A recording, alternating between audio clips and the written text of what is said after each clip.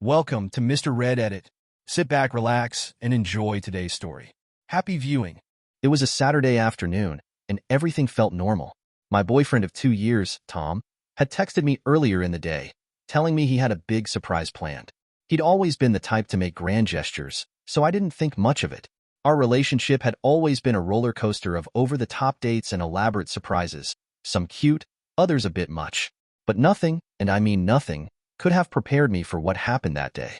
I stepped out of my apartment building, expecting maybe a fancy dinner or a spontaneous trip somewhere. Tom loved to keep me guessing. But the second I made it down the front steps, a black van screeched to a halt in front of me. Before I had a chance to react, two men in ski masks jumped out, grabbed me roughly, and threw me into the back of the van. I screamed, trying to kick and thrash my way free, but they held me down with a strength that made my stomach twist in panic. A cloth bag was shoved over my head, plunging me into darkness. I couldn't see, couldn't breathe properly. My mind was spinning out of control. Was this real? Was I actually being kidnapped? My heart felt like it was about to explode out of my chest, my thoughts racing from one horrific scenario to another. Were they going to hurt me? Ransom me? I tried to remember everything I had ever read about kidnappings, but nothing could calm the fear surging through me. The van sped off, taking sharp turns that made me lose my sense of direction. All I could hear was the muffled sound of the tires on the road and the occasional whisper from the men in the front, but they stayed silent for the most part. The minutes felt like hours as I lay there, trembling. I started counting the seconds to keep myself from completely losing it, but I had no idea how long we had been driving. Time became a blur. Every turn, every bump in the road felt like a nightmare dragging on. My body was frozen in terror. My hands were shaking, my skin slick with sweat, and the worst part was that I had no clue why this was happening. Suddenly, the van came to a screeching halt. I was yanked out, stumbling as the men dragged me across the rough ground. I could feel gravel beneath my feet, hear birds in the distance, but none of it made sense. My heart pounded in my ears so loudly, it drowned out everything else. Then, without warning, someone ripped the bag off my head. The harsh light stung my eyes, and I blinked against it, squinting as my vision slowly adjusted. I could see balloons, bright, colorful balloons bobbing in the breeze. And behind them, a giant banner flapped in the wind, spelling out the words, "Will you marry me?" in gold letters. My legs went weak. I looked up and saw Tom standing there, grinning like he just pulled off the greatest surprise in the world. He was on one knee, holding out a small velvet box with an engagement ring inside. Around him were flowers, candles, and what looked like the most romantic scene someone could have imagined. Except, all I felt was the remnants of pure, raw terror coursing through my veins. My heart was still pounding, my hands still trembling from the shock of thinking I was being kidnapped. "Surprise!" Tom shouted, beaming like he'd done something incredible. I wanted to make this moment unforgettable. Unforgettable? My brain struggled to catch up, but all I could feel was horror. He thought this was romantic? He had staged a kidnapping as part of his proposal? I opened my mouth, but no words came out. I was still in shock, my body trying to come down from the intense fear of moments before. I couldn't even begin to process what had just happened. Tom stood there, his grin faltering slightly as he waited for my reaction, oblivious to the fact that I was still shaking, still gasping for air. He didn't understand that the surprise he'd planned had crossed a line I didn't even know existed. Finally, I managed to speak. My voice was weak, trembling. "Are you out of your mind?" Tom blinked, looking confused. "What do you mean?" "It's all for you. I thought it would be fun. You always said I'm too predictable. I wanted to do something unforgettable." "Unforgettable?" I repeated, my voice growing stronger, fueled by disbelief and anger. "I thought I was being kidnapped, Tom. I was terrified." He frowned, standing up from his kneeling position, still holding the ring. "But you weren't in danger. It was all staged. Come on, it's just a joke." "A surprise." "A joke?" My mind was reeling. Tom didn't seem to understand what he had done. He thought I would find this fun? That it was romantic? I stared at him, unable to comprehend how he could be so clueless about the fear he had just put me through. My hands were still trembling as I took a step back, shaking my head. "This isn't funny. This isn't okay. I can't do this. Babe, don't be mad. I didn't mean to scare you that badly. It was all just for the proposal," Tom said, his tone shifting from confident to pleading as he tried to close the gap between us. But I took another step back, the weight of what had just happened sinking in. This wasn't love. This wasn't romantic. This was a complete disregard for my safety, for my trust. I couldn't marry someone who thought this was okay. I can't, I whispered, feeling the first tears sting my eyes. I can't do this. And with that, I turned and walked away, leaving Tom standing there, surrounded by his twisted idea of romance. I stood frozen, trying to make sense of the scene in front of me. My mind was still racing, my body trembling from the adrenaline that had flooded my system just moments earlier. I had thought I was being kidnapped, by masked men, no less, only to find out that my boyfriend, Tom, had orchestrated the entire thing. For a proposal. He was kneeling there, grinning from ear to ear. Acting like this was the most brilliant, romantic gesture anyone had ever thought up. My heart was still hammering in my chest, but his face showed none of the terror I had just felt. Surprise, babe. I wanted this to be unforgettable. Unforgettable? I felt the bile rise in my throat. I was going to be sick. I could barely get a grip on my emotions, the roller coaster I had just been on. Fear, confusion, anger, rattling around inside me. My hands shook uncontrollably. How could he possibly think this was okay? I backed away, needing distance from him, from the whole situation. Tears stung my eyes, blurring my vision as I struggled to find my voice. Are you serious? I barely managed to whisper, my throat tight. It was hard to breathe, hard to process what I was feeling. His grin faltered slightly, as if he didn't understand why I wasn't immediately swooning. It was just a prank, babe. I thought it'd be something different, you know? Memorable. Memorable. My heart was still pounding as I fought to steady my breathing. The last few minutes had been nothing short of a nightmare. I had truly believed I was being kidnapped, that I was in real danger. He couldn't possibly understand what he had done to me, how vulnerable and terrified I had felt. He was still holding out the ring, like that would magically erase the trauma of what had just happened. I thought I was being kidnapped, Tom. You scared me half to death. My voice was trembling, but this time with a surge of anger that I hadn't expected. Tom's smile remained, but it was strained now, as if he didn't see why I was overreacting. He waved the ring in front of me like a peace offering, as if the glittering diamonds would erase the memory of the van. The bag over my head, the rough hands pulling me into the darkness. It was all part of the plan, he said, shrugging as if this were a minor misunderstanding. Come on, it was just a joke. I'd never let anything bad happen to you. That's when it hit me, harder than any physical blow ever could. This wasn't just a prank gone wrong. This was deeper. Tom had crossed a line I didn't even realize I had. He had completely disregarded my safety, my emotional well-being, and my trust, all for the sake of some misguided attempt at making a proposal memorable. His clueless expression, that stubborn insistence that this was just some funny, harmless joke, only made me angrier. This wasn't love. This wasn't how you treated someone you cared about. It was manipulative. It was reckless. And it showed me something about Tom that I hadn't wanted to admit to myself before. He didn't understand boundaries. He didn't understand me. I looked into his eyes, feeling the weight of his actions settle on my chest like a heavy stone. This wasn't just a bad idea. This was the culmination of all the times Tom had pushed too far, not listened, made me feel small for having boundaries. His grand gestures had always been just a little too much. But this was more than that. This was dangerous. No, the word escaped my lips before I could think twice. It was small, but it carried the full force of everything I felt in that moment. His expression fell, the smile finally dropping from his face. What do you mean, no? Tom's voice cracked slightly, as if he couldn't comprehend what was happening. I thought you'd love this. I put so much effort into it. I could barely look at him. This wasn't love, Tom, I said, shaking my head, my voice hoarse. This was terrifying. I thought I was in real danger. I took a step back, needing to put distance between us. You didn't think about me at all. You just thought about yourself. Tom got to his feet, the panic starting to show in his eyes. Sarah, come on. It's me. I would never hurt you.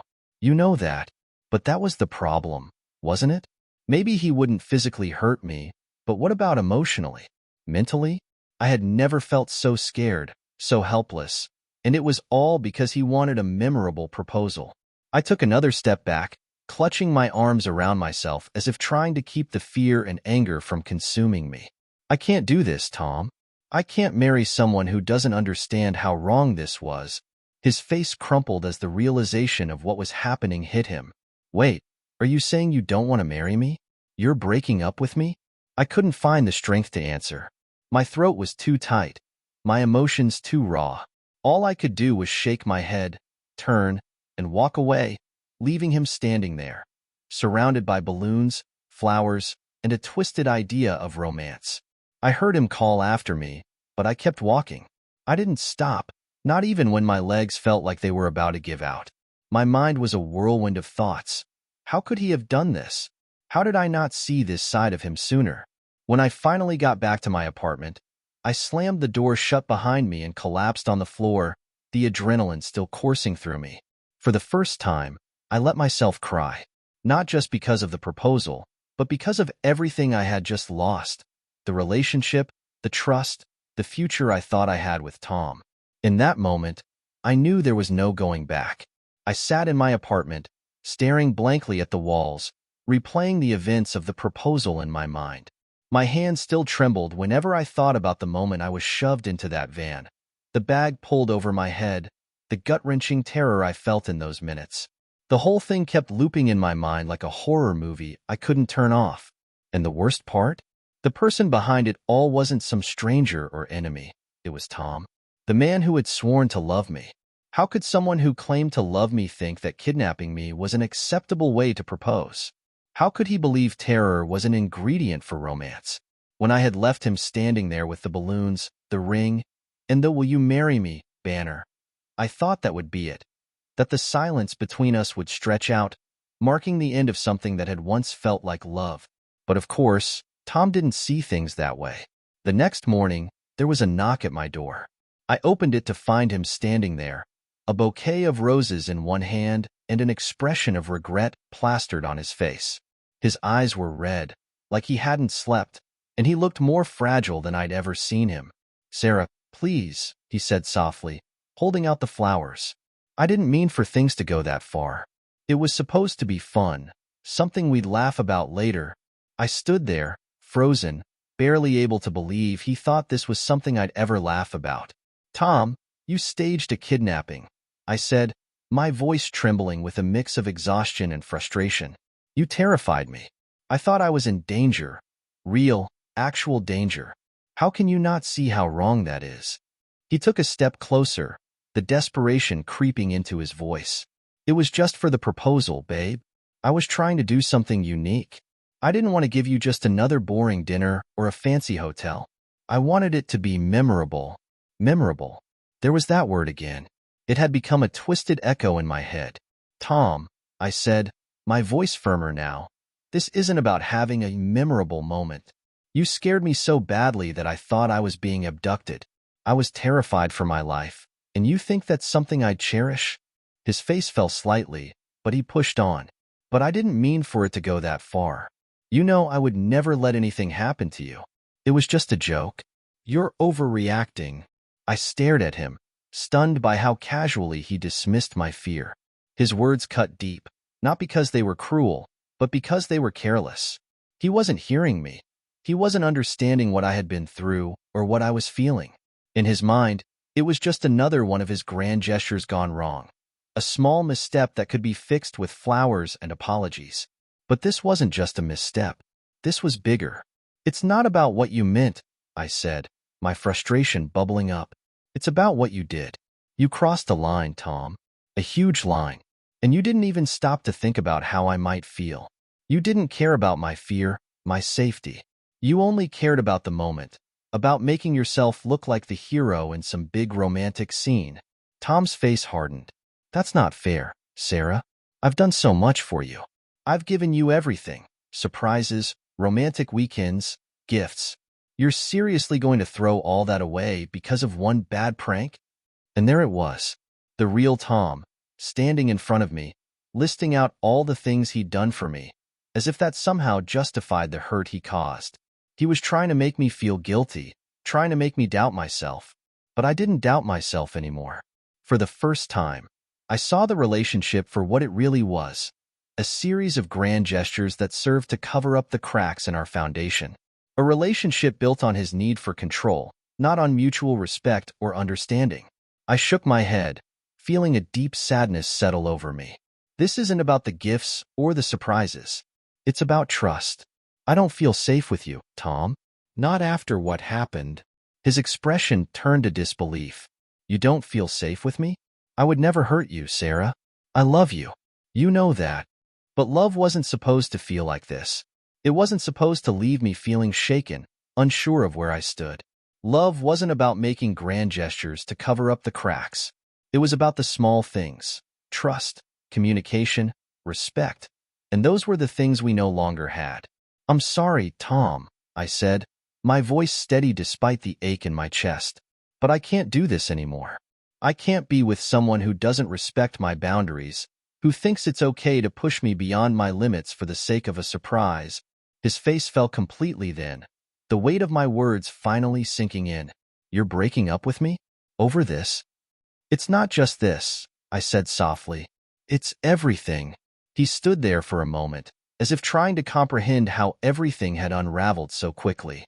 Then, without another word, he dropped the flowers at my feet and walked away, the door closing behind him with a hollow thud.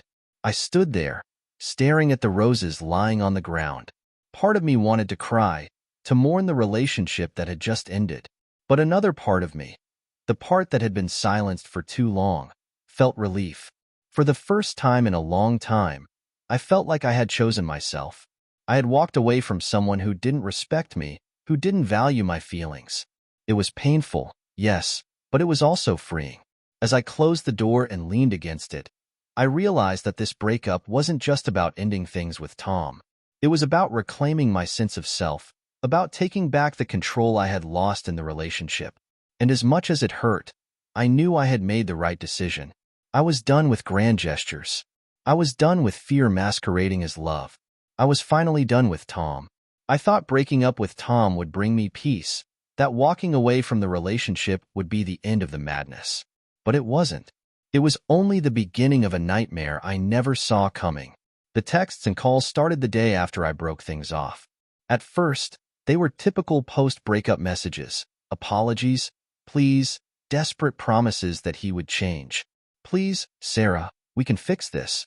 One message read, I love you too much to let you go. I ignored them, not responding to a single one. I had made my decision and I thought, with time, he'd accept it and move on. But Tom wasn't the kind of person who accepted rejection. When I didn't respond to his messages, he didn't back down. He doubled down. The texts became more frequent, and when I blocked his number, they started coming from unknown numbers. New accounts popped up on my social media, all with the same profile picture of him and a desperate plea in the bio. Let's talk, Sarah. Please come back. At first, I tried to brush it off. I told myself he was just going through the typical post-breakup emotions, and that it would die down eventually. But as the days turned into weeks, the messages didn't stop. If anything, they grew more insistent, more obsessive. He'd send long paragraphs about how sorry he was, how he couldn't imagine his life without me, how I was making a mistake by ending things. You're my everything, Sarah. One message said, I won't give up on us. What started as annoying soon became unsettling. One morning, I found a handwritten note tucked under the windshield wiper of my car. I stared at it, my heart pounding in my chest. The note was simple, just 2 sentences. I still love you. Please call me. My stomach twisted in knots. How had he even gotten close enough to leave the note without me noticing? Had he been waiting for me to leave my apartment, watching from somewhere nearby? I tried to shake off the creeping anxiety that had begun to settle into my everyday life, but it became harder and harder. Every time I left my apartment, I found myself scanning the street, looking for his car or his face in the crowd. I couldn't walk to my car without wondering if he was lurking somewhere nearby. My friends told me to go to the police, but I wasn't sure if it was serious enough yet. I didn't want to overreact. I didn't want to believe Tom was capable of something darker. But things kept escalating. He started sending flowers to my apartment. Roses, always roses, with no note, but I knew exactly who they were from. He knew where I lived, and each gift felt like a reminder that he could reach me whenever he wanted. No matter how hard I tried to keep him out, he found a way back in. One night, as I was trying to sleep, I heard a soft tapping on my bedroom window. My heart leapt into my throat. My apartment was on the second floor. There was no way someone could reach my window unless they were actively trying. I sat up in bed, my pulse racing, straining to hear the sound again. The tapping came again, rhythmic and deliberate. I jumped out of bed and rushed to the window, pulling back the curtains. My stomach twisted in terror.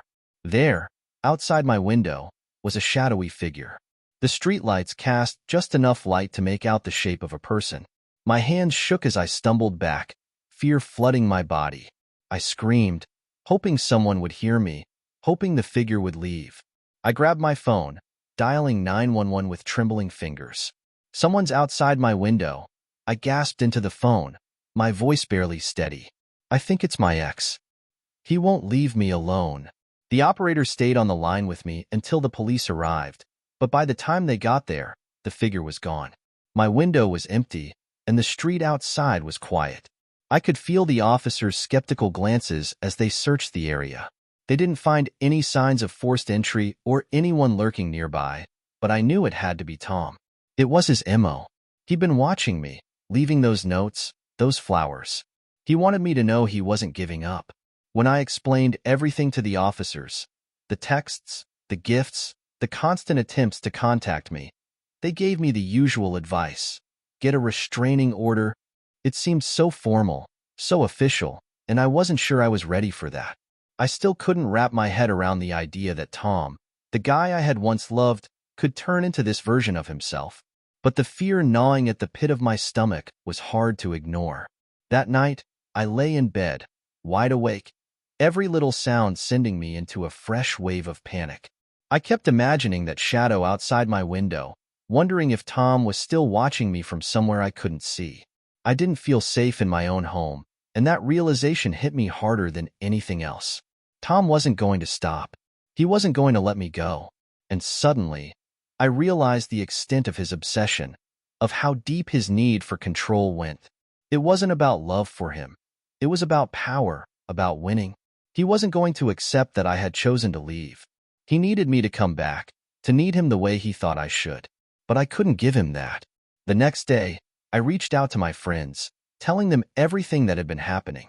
They urged me to go through with the restraining order, and for the first time, I felt like maybe I didn't have a choice. Tom wasn't going to stop, and I wasn't going to live in fear any longer. I didn't want to believe it, but Tom had turned into someone I barely recognized. And with that realization came the truth I had been avoiding. This wasn't just about a breakup anymore. This was about my safety, and I needed to protect myself. The tapping on the window was just the start. In the days that followed, Tom's behavior escalated from unsettling to outright terrifying. I began seeing him everywhere, sitting in his car down the street from my apartment, parked outside my work, just watching. His eyes would lock onto mine, a silent, unwavering stare that sent chills down my spine every time. No matter how much I tried to ignore it, his presence loomed large over my daily life, an ever-present reminder that I couldn't escape him. The gifts kept coming. Roses, letters, packages, each one delivered as if they were tokens of his love. But instead of feeling touched, I was repulsed. The letters were filled with apologies, empty promises, and declarations of love that felt more like demands.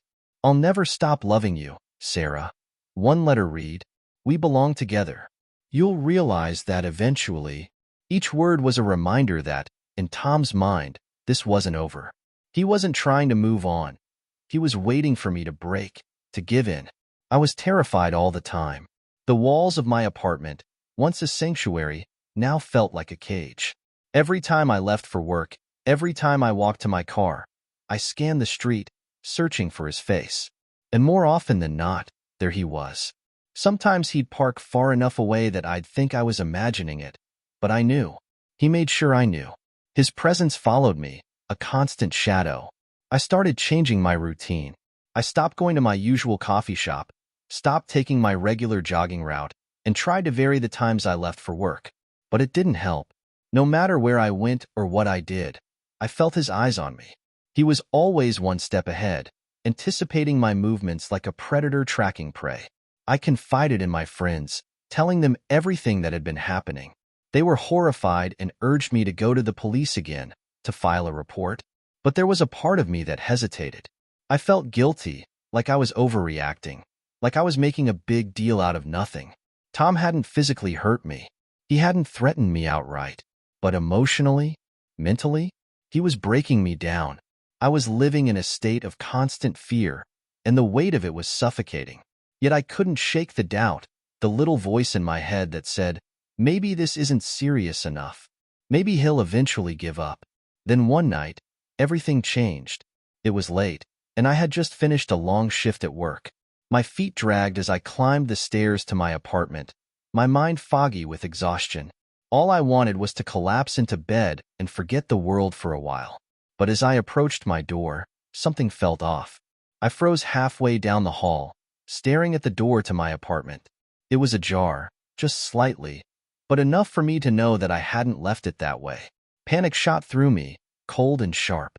My first instinct was to rush in and check if anything had been stolen, but then I thought better of it. What if he was inside? What if Tom had broken in, waiting for me to come home? I took a step back, my heart racing. Every horror movie I'd ever seen flashed through my mind, each one ending in the same way: don't go inside. I fumbled for my phone, dialing the police with shaking hands. My voice was barely steady as I explained the situation. My words rushed and panicked. I think someone's inside my apartment, I whispered, my back pressed against the wall as if that would somehow protect me from what I couldn't see. The door is open, and I didn't leave it that way. The operator kept me on the line until the police arrived. When the officers got there, they swept through my apartment, checking every room, every closet, every corner. I waited outside, my hands clutched together, heart pounding so loudly I could barely hear anything else. It felt like an eternity before they came back out. "Miss, we didn't find anyone inside," one of the officers said, his tone calm but serious. "Nothing seems to be missing, but you were right to call us. This kind of thing can't be ignored." I let out a shaky breath, relief mixing with the lingering fear. No one had been inside, but someone had been there. I hadn't imagined the door being open. Someone had come in and left, maybe just minutes before I got home. And I knew, without a doubt, who that someone was. It was Tom.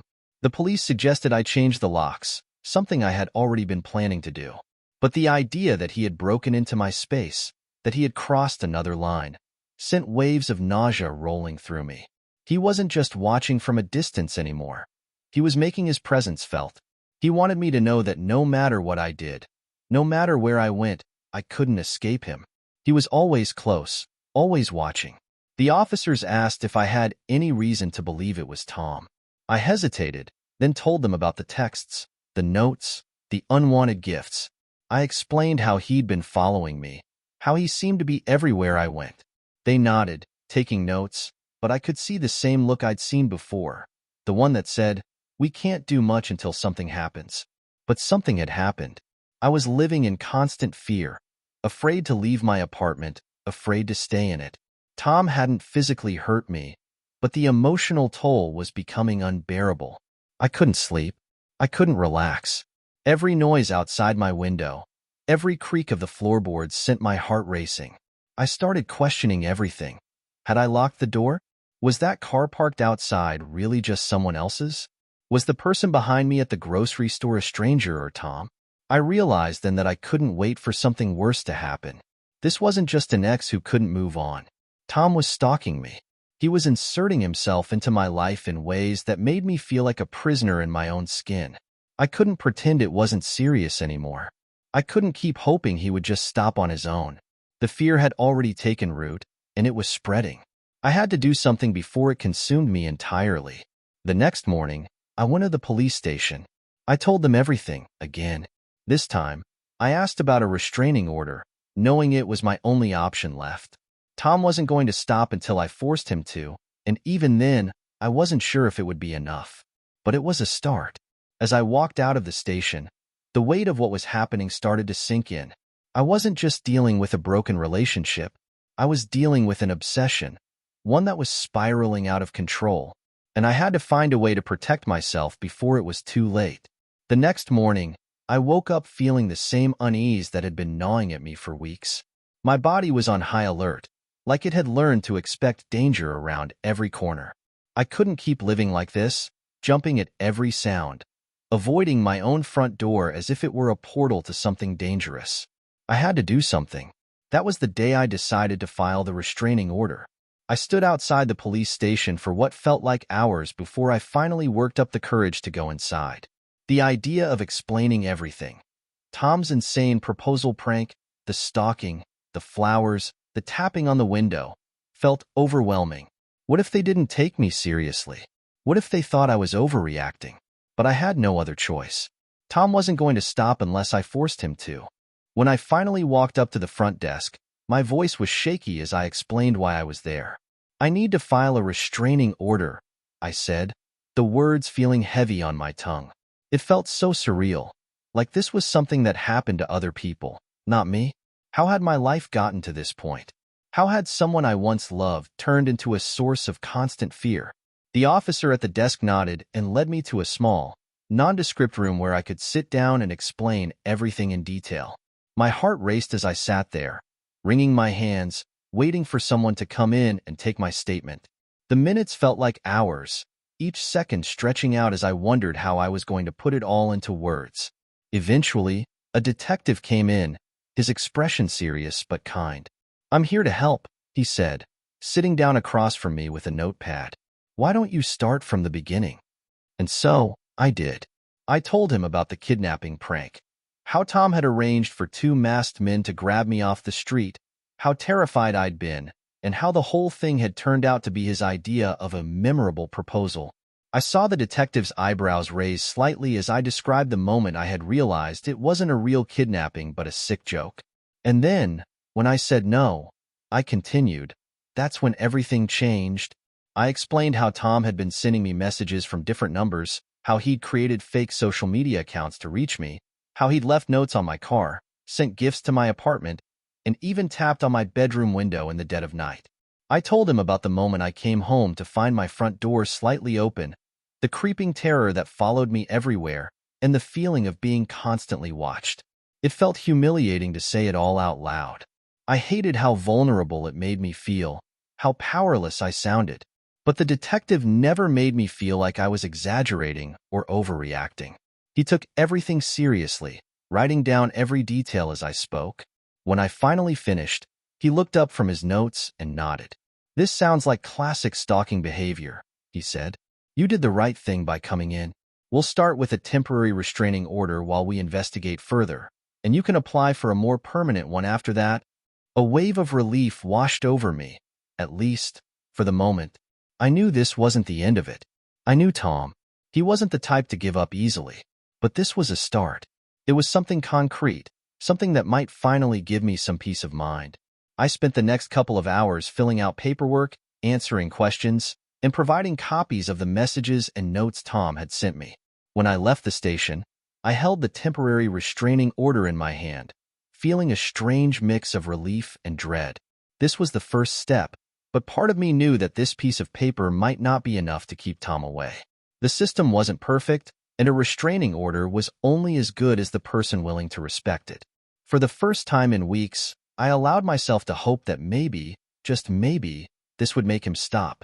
Maybe this would be enough for him to realize I was serious, that I wasn't coming back, and that I wanted him out of my life. But deep down, I couldn't shake the feeling that this wasn't over. Tom wasn't the type to walk away without a fight. He thrived on control, and by filing the restraining order, I was taking that control away from him. I felt the fear gnawing at the edges of my relief. What if this only made things worse? What if it pushed him to do something more extreme? My mind spiraled with worst-case scenarios, each one more terrifying than the last. But I couldn't live in fear forever. I had taken the first step toward protecting myself, and that was what mattered. Later that night, I sat in my apartment, staring at my phone, half expecting another message from Tom. But there was nothing. No calls, no texts, no sign of him.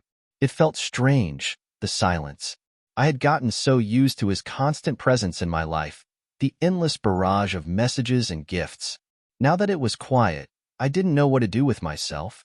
I tried to distract myself by watching TV, but my mind kept wandering back to the restraining order, to the fear that still lingered in the corners of my mind. Was Tom really going to respect it? Or was he out there, somewhere, planning his next move? I didn't sleep much that night. Every creak in the apartment, every sound outside sent my heart racing. I kept glancing at the window, half expecting to see his shadow there again. But the night passed without incident. The next few days were eerily quiet. No messages, no notes on my car, no flowers. For a moment, I allowed myself to believe that the restraining order had worked, that Tom had finally gotten the message and backed off. I started to relax, started to feel like I could reclaim some semblance of a normal life. But the fear never fully left me. I knew Tom too well. He wasn't the type to give up that easily.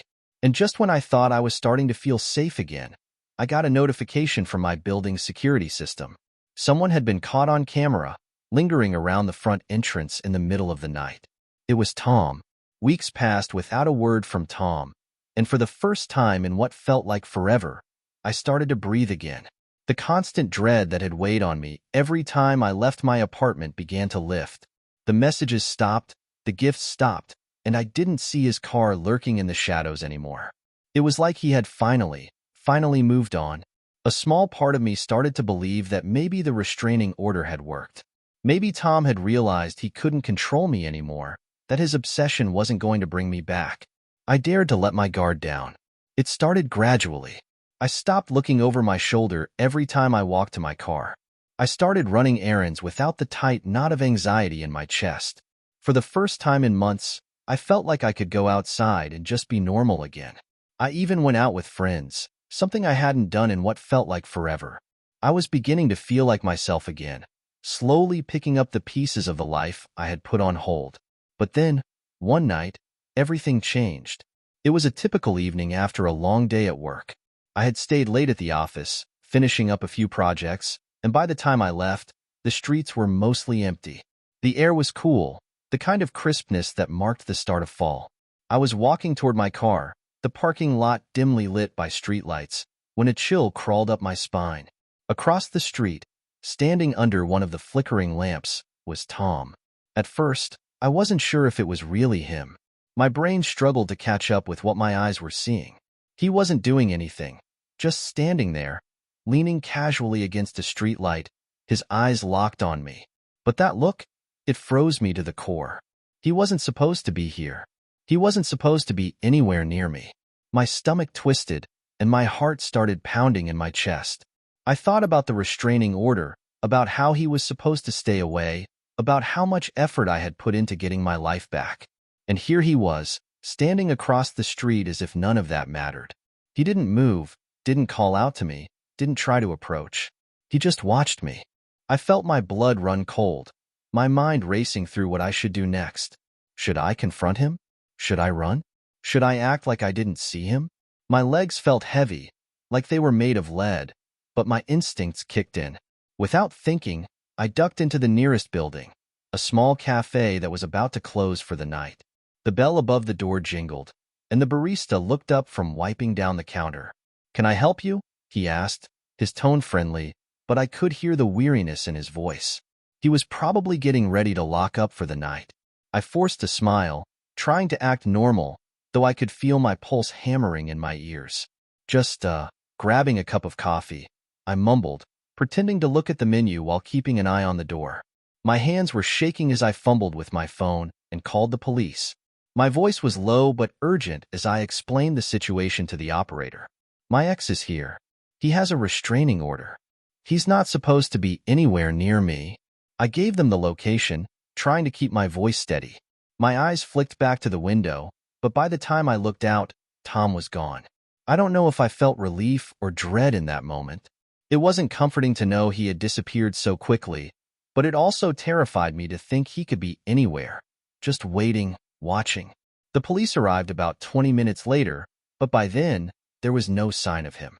They took my statement, reassured me they'd look into it, but deep down, I knew it wouldn't be enough. Tom was too smart. He wouldn't let himself be caught that easily.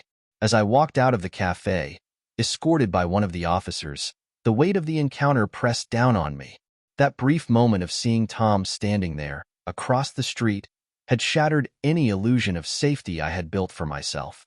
It didn't matter that weeks had gone by without a sign of him. It didn't matter that I had a restraining order. Tom was still lurking at the edges of my life, waiting for the moment I let my guard down.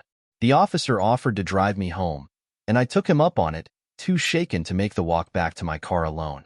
As I sat in the passenger seat of the patrol car, I couldn't help but replay the encounter over and over in my head. The way Tom had stood there, so calm, so certain, as if he knew I couldn't escape him. I had never felt more powerless. That night, I couldn't sleep.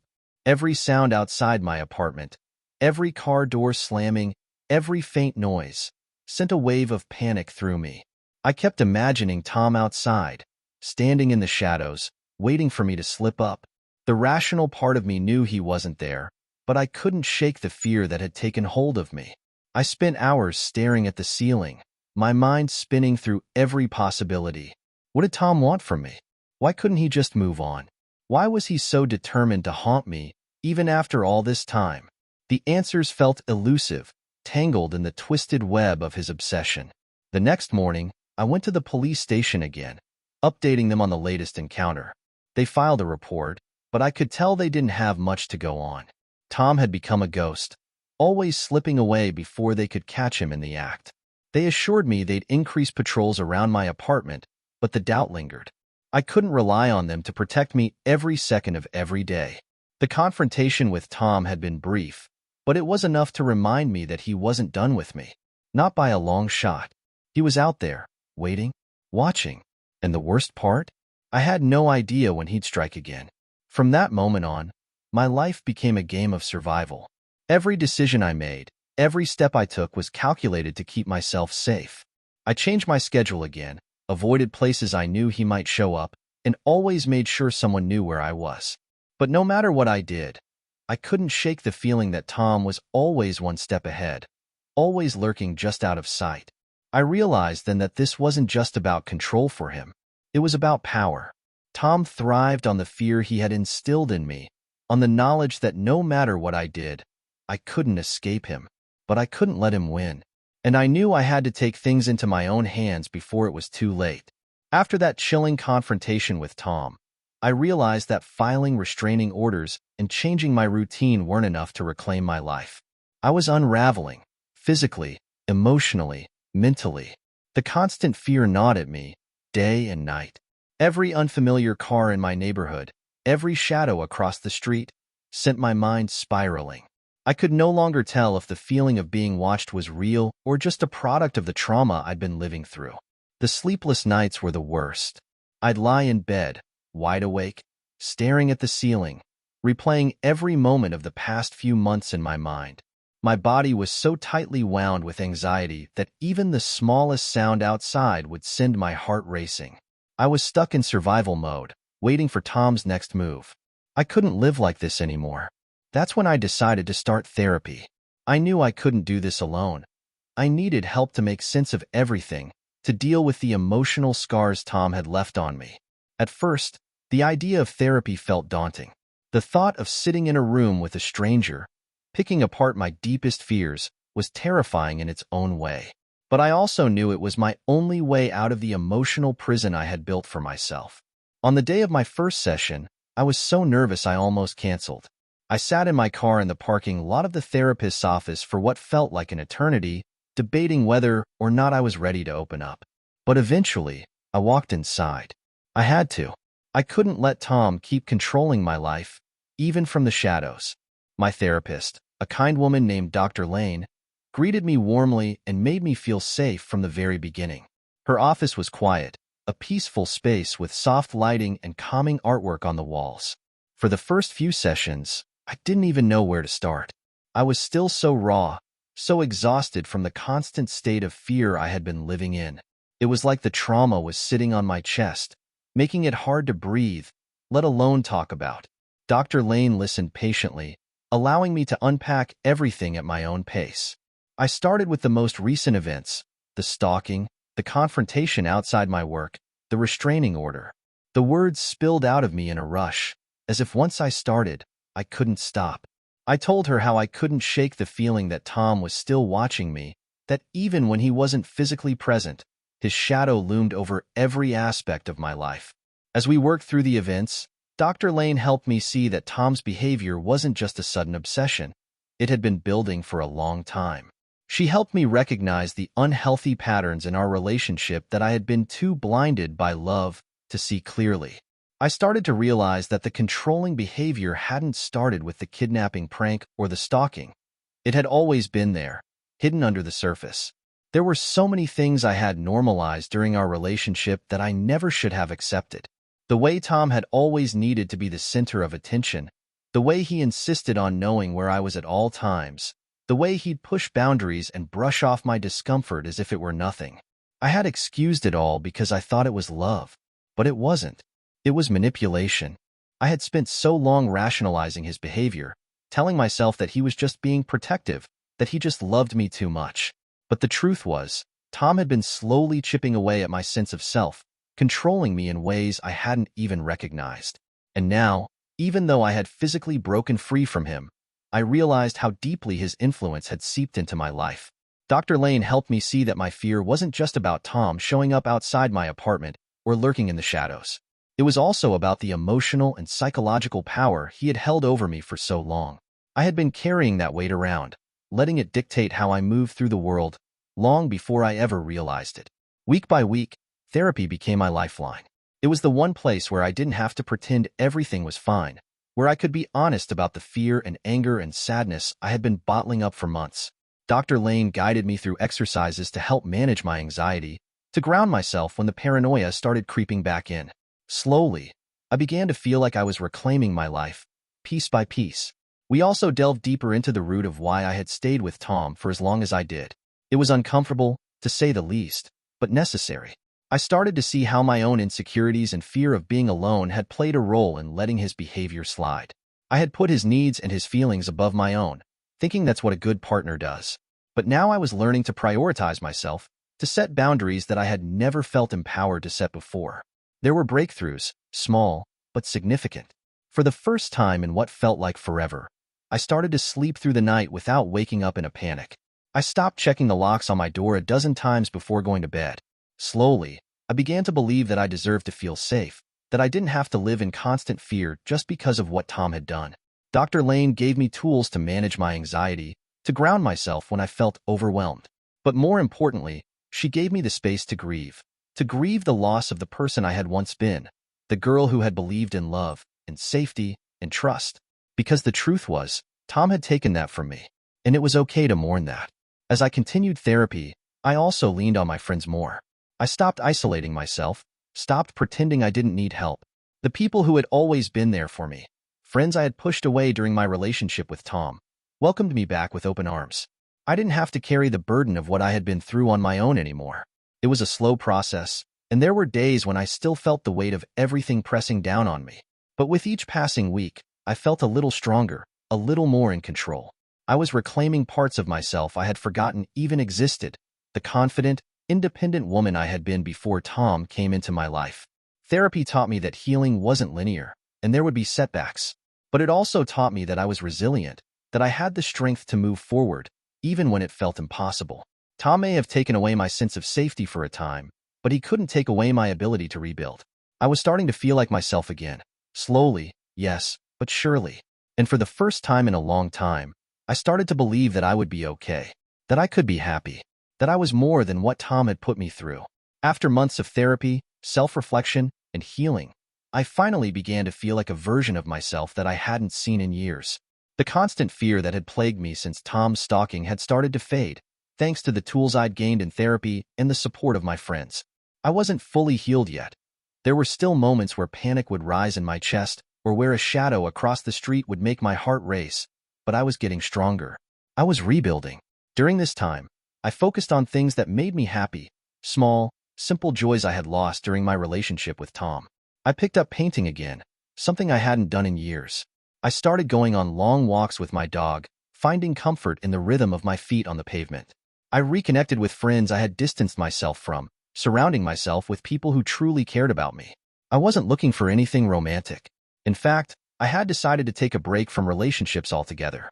The thought of opening up to someone, of being vulnerable again, terrified me. I had let Tom in, trusted him, and that had nearly destroyed me. I wasn't ready to let someone else get that close. But then I met Ryan. It was so unexpected, and in the beginning, I didn't think much of it.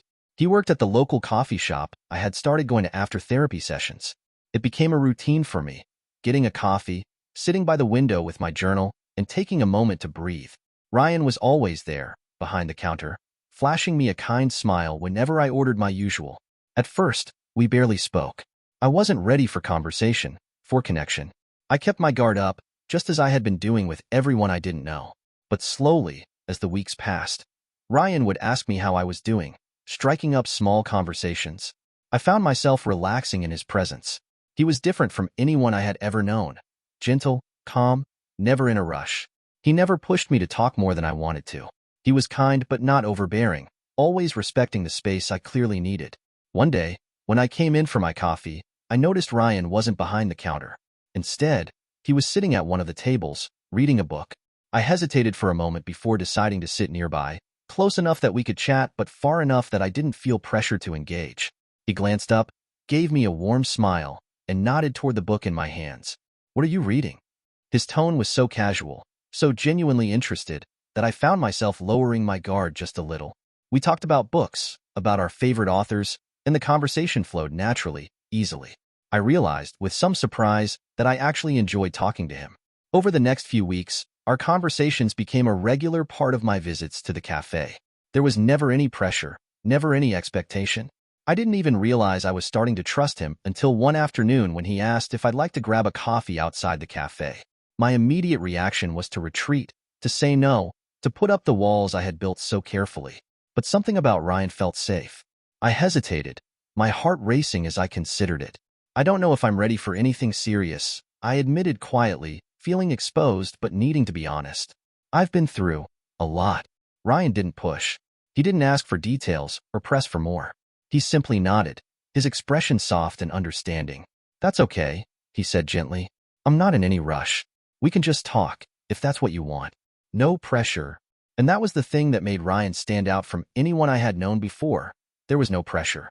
He didn't make me feel like I owed him anything, didn't demand my time or my emotions.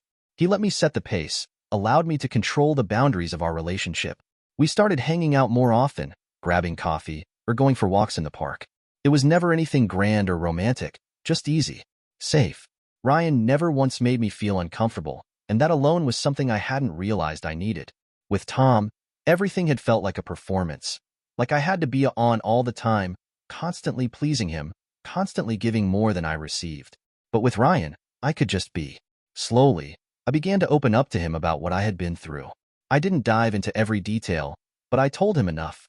About Tom's controlling nature, about the stalking, the restraining order, and the fear that had consumed my life for so long. Ryan listened, never interrupting, never judging.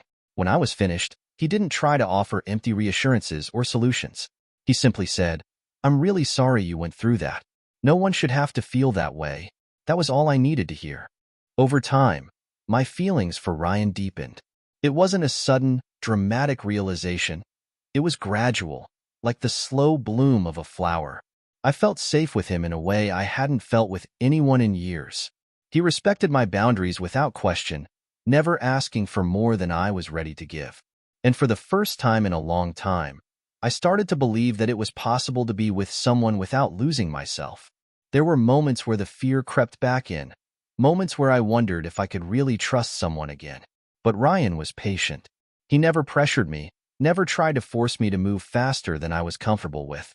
He was just there, steady, reliable, a quiet presence that reminded me I didn't have to be afraid anymore.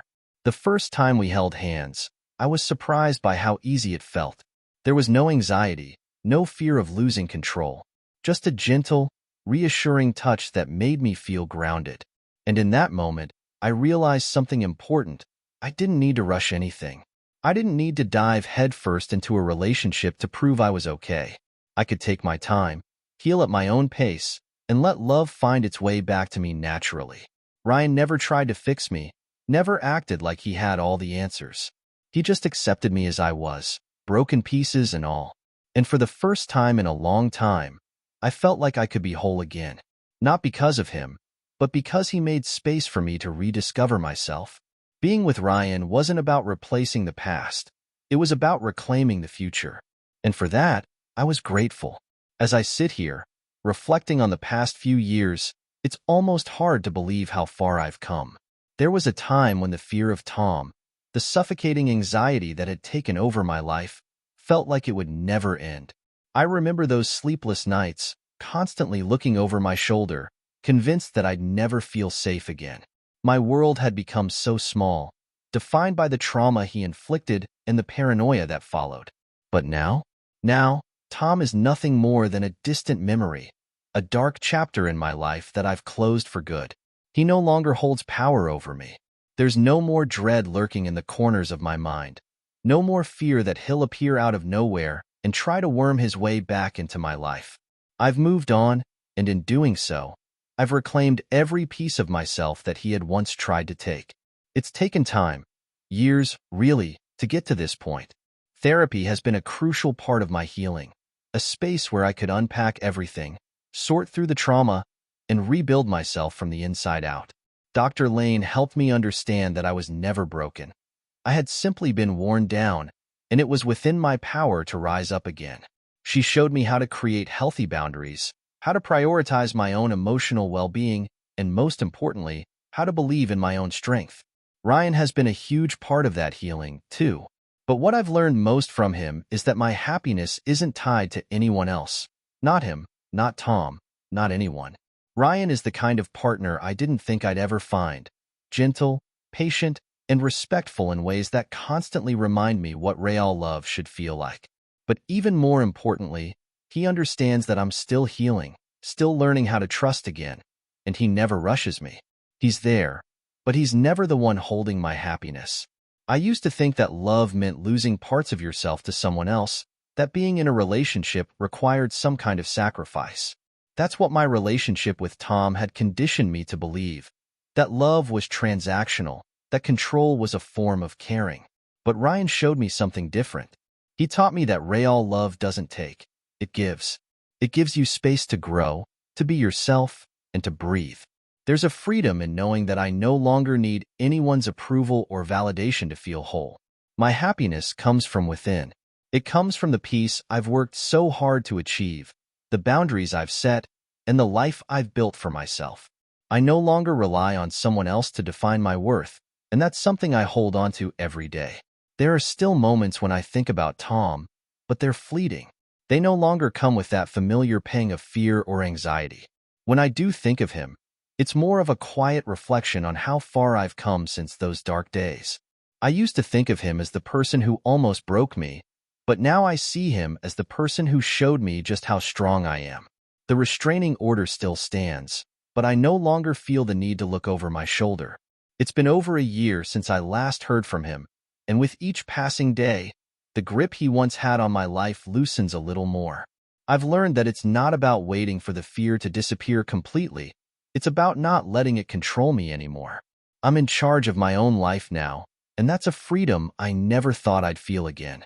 I've started new projects, picked up new hobbies, and surrounded myself with friends who uplift me. My relationship with Ryan continues to grow, but it's on my terms, in my time. I've allowed myself to trust him fully, not because I need him to feel whole, but because I want to share my life with someone who respects me for who I am. But the most important thing I've learned throughout this entire journey is that healing isn't linear. It's messy, unpredictable, and sometimes it feels like you're taking 2 steps forward and 1 step back. But that's okay. I've accepted that progress doesn't have to be perfect. The fact that I've come this far, that I've taken control of my own narrative, is enough. I've built a life for myself that's filled with joy, peace, and stability. I've learned to embrace the quiet moments, the calm after the storm, and I'm no longer defined by what happened to me. I'm defined by how I chose to rise above it.